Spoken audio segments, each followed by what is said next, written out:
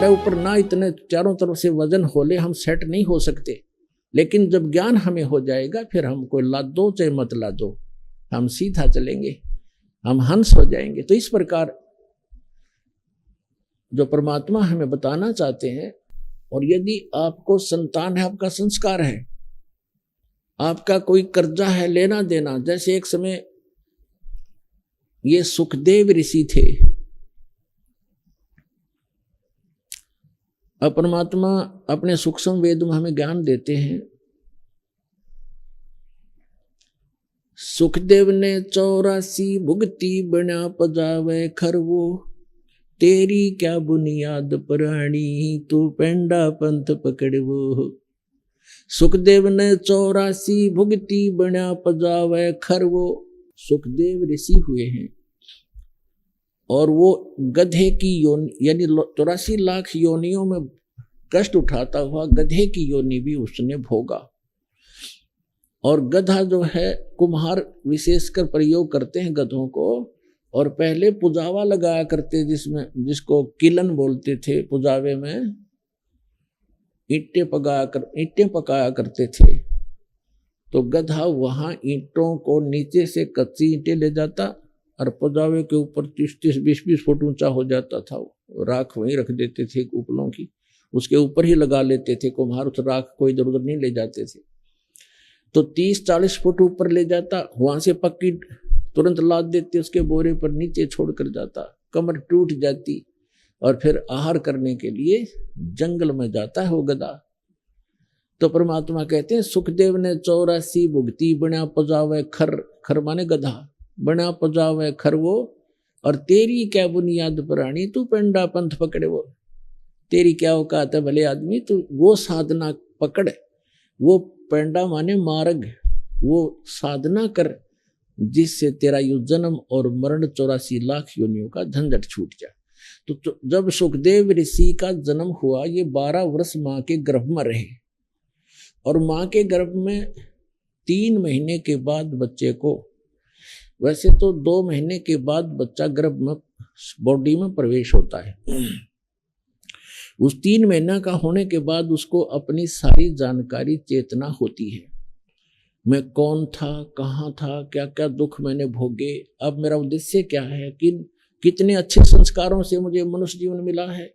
तो उस समय वो यही सोचता है, किसी प्रकार एक बार मैं इस गर्भ से बाहर जाऊं, और जो ही समझने योग्य होऊंगा भगवान की भक्ति करूंगा, परम संत की खोज करूंगा, और सत भक्ति किया करूंगा। यहाँ का कोई संसार का सुख में संग्रह नहीं करूंगा, सुख संपत्ति।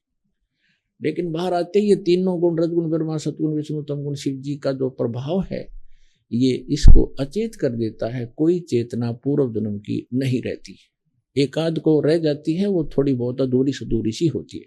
तो क्या हुआ, सुखदेव ऋषि जब माँ की गर्भ से बाहर आए, 12 वर्ष की आयु, 12 वर्ष की अंदर ही हो गए थे, लेकिन माँ के गर्भ से बाहर निकलते ही वो 12 वर्ष की आयु एकदम ग्रहण कर गए। इतना शरीर बॉडी बन गया, उसको अंदर इतना नहीं था, बाहर आते ही एकदम उस सत्र का हो गया। तो व्यास जी उसके पिता थे। व्यास जी ने इंतजार किया था कि पुत्र होगा, क्योंकि वो ऋषि थे, उनको मालूम था कि गर्भ में पुत्र है। आशा लगा रखी थी, तो उठकर चल पड़ा। सुखदेव ऋषि अपने माता पिता की ओर देखा भी नहीं। तो व्यास जी ने, वेद व्यास जी ने कहा कि बेटा सुखदेव, मुझे तेरे दर्शन तक कर लो, तेरी शकल तक देख लो, मैंने 12 वर्ष इंतजार किया तेरा।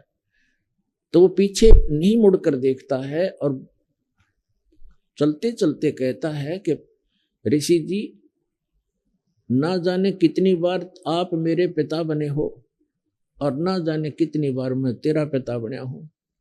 ये तो बुरा झंझट है, अब के मैं अपना पीछा छुटवाऊंगा। मुश्किल से मानव शरीर प्राप्त हुआ है। तो वहां सुखदेव ऋषि ने कहा है, एक लेवा एक देवा दूतम, और कोई किसी का पिता नहीं पूतम। ये तो ऋण संबंध जुड़ा एक ठाठा, अंश में सब 12 बाटा।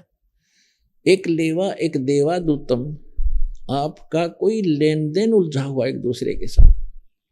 तो एक लेने वाला है, एक देने वाला है। जैसे आप देखते हो, पिता सारी उम्र कमाता है, खूब मेहनत करता है, पैसे इकट्ठे करता है, पुत्र ऐसा निकम्मा पैदा हो जाता है, वो उस पैसे को खर्च करता है, शराब पीता है, काम का हाथ नहीं लगाता, पिताजी काम की कार्य के लिए कहता है तो नाराज हो जाता है, लड़ने को दौड़ता है। तो वो क्या है कि उस पिता ने कभी उस पुत्र का कोई कर्ज लेकर दिया नहीं, उसका कोई पैसा मार रखा उसने, वो लेगा, अपना पूरा करेगा। और कई ऐसे देखे हैं जैसे लड़की का विवाह कर दिया, खूब शान शौकत में पैसे खूब दान कर दिए, करते ही हैं जैसे करते रहे हैं, और फिर 6 महीने के बाद पुत्री की मृत्यु होगी तो वो दामाद बनकर आया था, वो पिछले जन्म का मांगा था, उसका उधार थी, वो देना पड़ा उसने।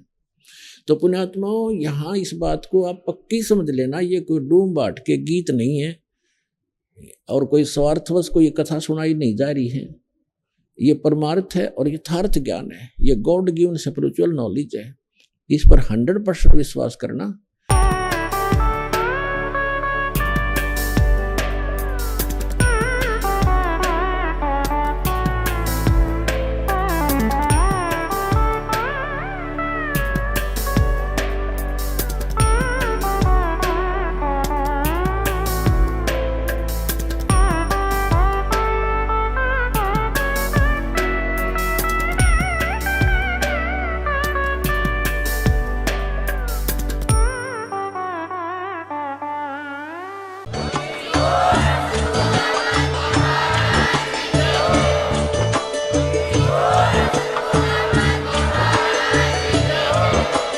आप सुन रहे थे जगत गुरु तत्वदर्शी संत रामपाल जी महाराज जी के मंगल प्रवचन। अधिक जानकारी के लिए विजिट कीजिए हमारी वेबसाइट www.jagatgururampalji.org। संत रामपाल जी महाराज जी के शुभ आशीर्वाद से पूरे विश्व भर में 500 से भी ज्यादा नाम दीक्षा केंद्र हैं, जिन पर संत रामपाल जी महाराज जी द्वारा ऑनलाइन निशुल्क नाम दीक्षा दी जा रही है। अपने नजदीकी नाम दीक्षा केंद्र का पता करने के लिए संपर्क करें 8222880541।